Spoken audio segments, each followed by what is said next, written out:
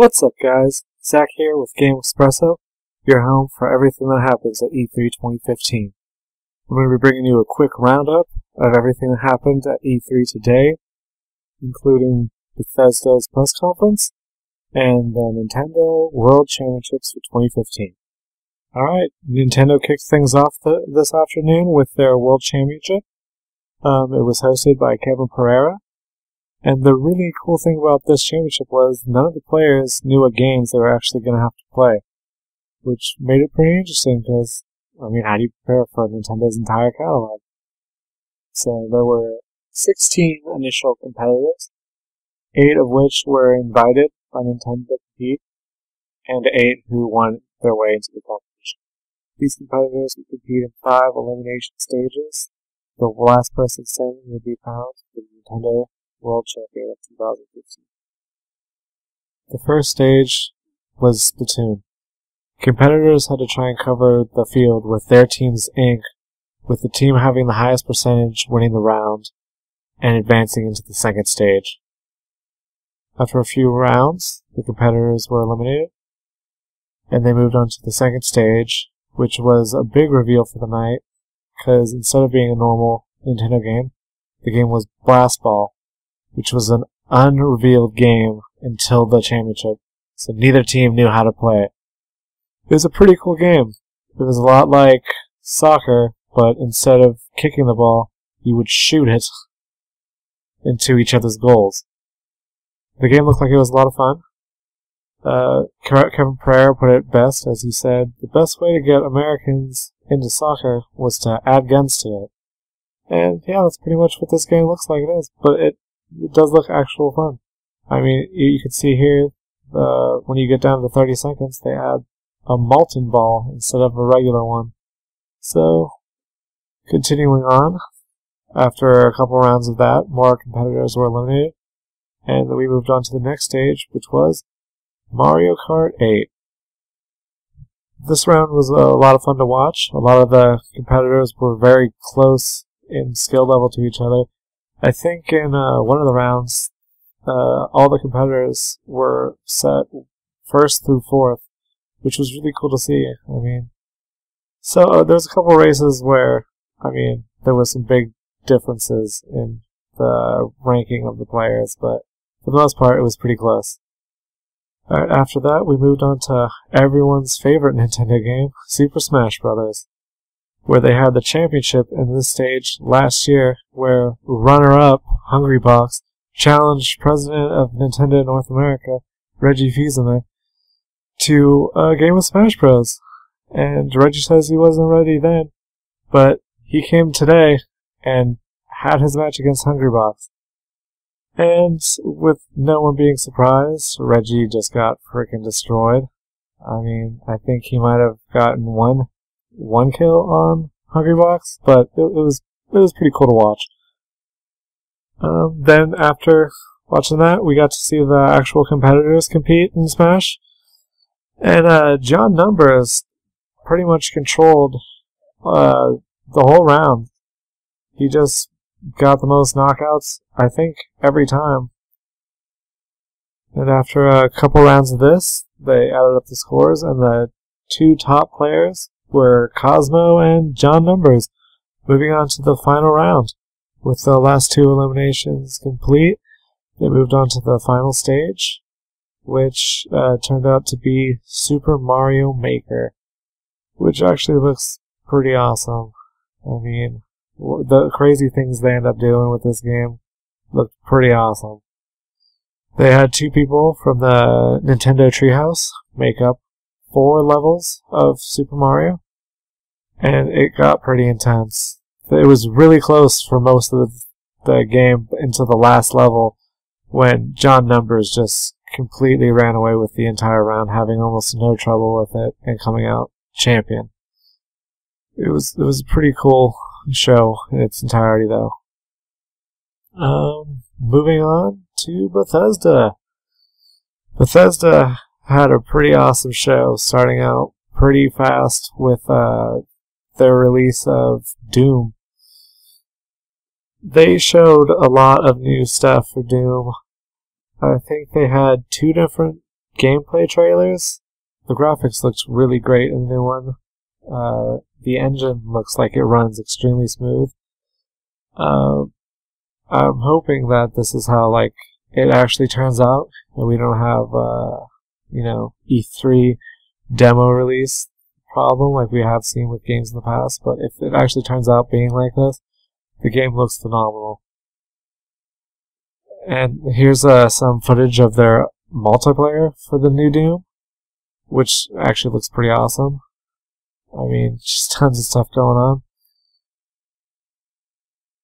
Another big thing that they showed off here at the C3 was Doom Snap Map. Doom Snap Map is essentially a modding tool for Doom. You can use it to create new maps, new game modes, just like all around awesome stuff you can build. It looks like a really neat tool for the players to have. It seems I think a lot of people actually use it. Moving on to their next big announcement, Dishonored 2, which I gotta say actually looks really cool. I mean, they didn't have any gameplay footage to show. The cinematic looks really neat. They introduced a new character in it, so you can play as her or the original character from the first Dishonored as you take on a brand new enemy who's taken over the Empire. This is some footage from the perspective of the new character, Emily, where she's coming after some guy, I believe is probably the main villain in the new game. You can see he has apparently a lot of mechanical things, including his two guards. But yeah, the game looks really neat.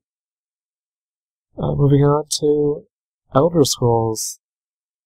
I think a lot of people were disappointed that they didn't come out with a trailer for a brand new Elder Scrolls game.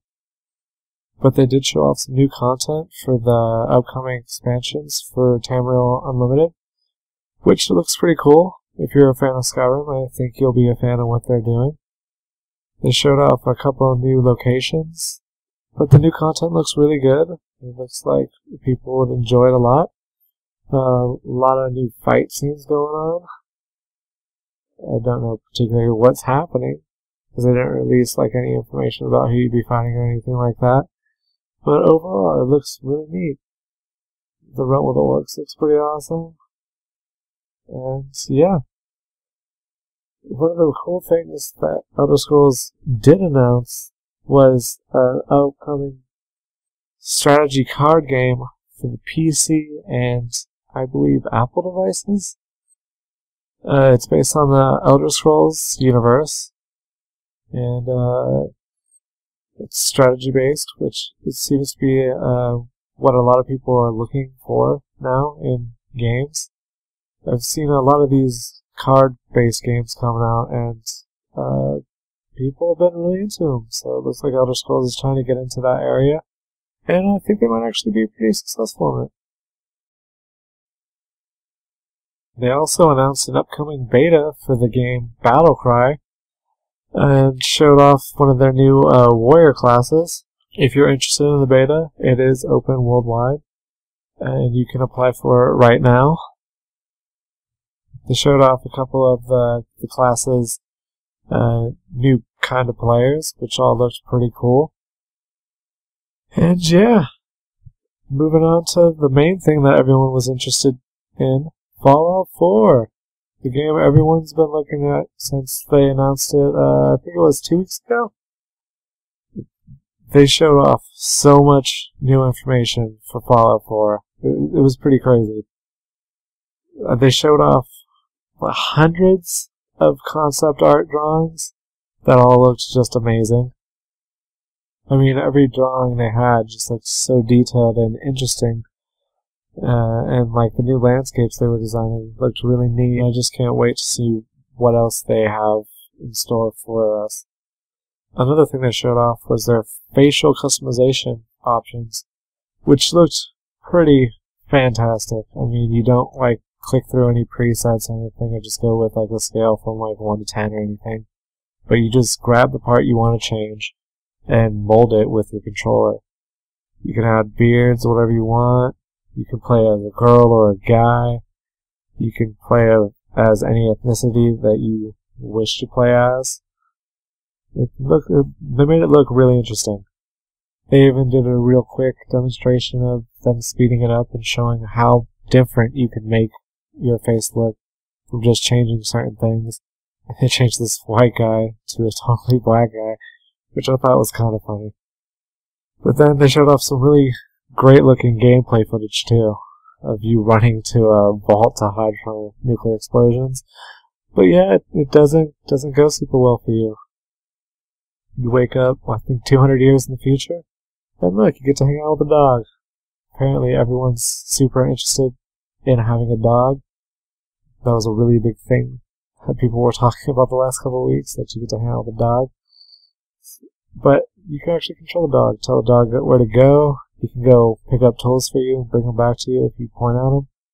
So that's pretty cool implementation. Here's some footage of just the landscape in the engine and stuff. Everything looks really, really nice, actually. Looks like they put a lot of time and effort into the design of the terrain and everything. And they also show off the Pip-Boy. It looks really neat. I mean, they show off how in-depth and stuff it can go, and how interactive it looks. They even show off that you can actually play video games on the thing inside the video game, which is pretty freaking cool. But they also show off that you can buy your own Pip-Boy in real life and put your phone in it and use it as a second screen device, which is pretty awesome. Another big thing they announced was the game Fallout Shelter for iPads and iPhones, which is a cool little game. It's kind of like Sims and stuff. You know, you build up your vault and you put the people in it, you control their lives, you make them interact with other people, give them certain skills, you feed them, you form relationships while using them. You could send them out to go do missions and stuff, and they'll come back and have new experience and stuff. It looks pretty neat, and that game is actually out right now, so you can go play that as soon as you're done watching this video. Another thing they put a lot of emphasis on was their new customization thing, where you can break down walls, collect tires and stuff, and build up your own house and stuff however you want it, including your guns. I think they said they have 50 startup guns and over 700 upgrades you can make on them. So yeah, that is a lot of different gun upgrades you can make. I mean, they show you right here how many things you can do with just one gun. And they didn't forget about your armor. You can build that up as much as you want to. And like any good gaming company, they know you should end your show with a bunch of graphic killing. I mean, just explosions, you killing giant bug things, beating a guy with a friggin' axe or something. Some ogre dude falling over, throwing flares. Yeah. And what would a game be if you couldn't ride around in a helicopter and shoot stuff, you know? I think one of the last clips in here is you blowing someone's head up with a teddy bear. Yep, there it is. Just blowing some guy's head off with a teddy bear. Alright, I'll be back tomorrow with all your coverage of E3 Day 2. Remember to check in with Gamespresso anytime you want gaming news. Stay up to date with all things that happen at E3 this year. Alright guys, have a good night.